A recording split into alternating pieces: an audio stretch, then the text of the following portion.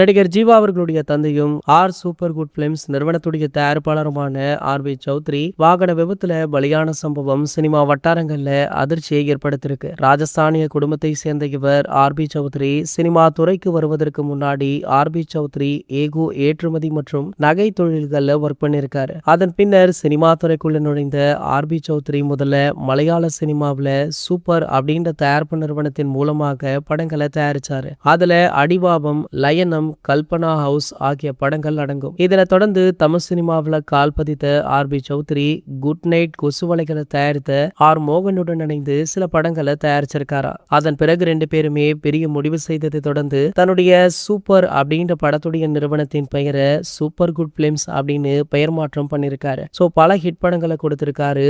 RP. Chowdhury தயாரிப்புல தமிழ்ல வெளியான முதல் படம் புது வசந்தம். இந்த படத்தை தொடர்ந்து புரியாத புதிர், சேரன் பாண்டியன், ஊர் மரியாதை, சின்ன மேடம், நாட்டாமை, பூவே உனக்காக, செங்கோட்டை, சூரியவம்சம், லவ் டுடே, திருப்பாச்சி ஜில்லா அப்படின்னு ஏராளமான படங்களை தயாரிச்சிருக்காரு. தன்னுடைய மகன் ஜீவாவை வைத்து தித்திக்குதே அப்படின்ற படத்தையுமே தயாரிச்சிருப்பாரு. இப்படி பல சூப்பர் ஹிட் படங்களை கொடுத்த ஆர்.பி. சௌத்ரி நேற்று வாகன விபத்துல உயிரிழந்துள்ளது பெரும் அதிர்ச்சியை ஏற்படுத்தியிருக்கு. ரசிகர்கள், பிரபலங்கள் அப்படின்னு பலருமே இவருடைய உடலுக்கு அஞ்சலி செலுத்திட்டும் இருக்காங்க. இந்த நிலையில பாத்தீங்கன்னா சூப்பர் குட் பிலிம்ஸ் தயாரிப்புல தளபதி விஜய் அவர்கள் நிறைய ஹிட் படங்களை கொடுத்திருக்காரு. விஜய் அவர்கள் நாளை முதல்வராக பதவியேற்க உள்ளாரு. இந்த நிலையில தற்போது ஆர்.பி. சௌத்ரி அவர்களுக்கு இறுதி அஞ்சலி செலுத்தியிருக்காரா. இந்த விஷயம் தற்போது சோசியல் மீடியாக்கள்ல வைரலுமே ஆகிட்டு இருக்கு.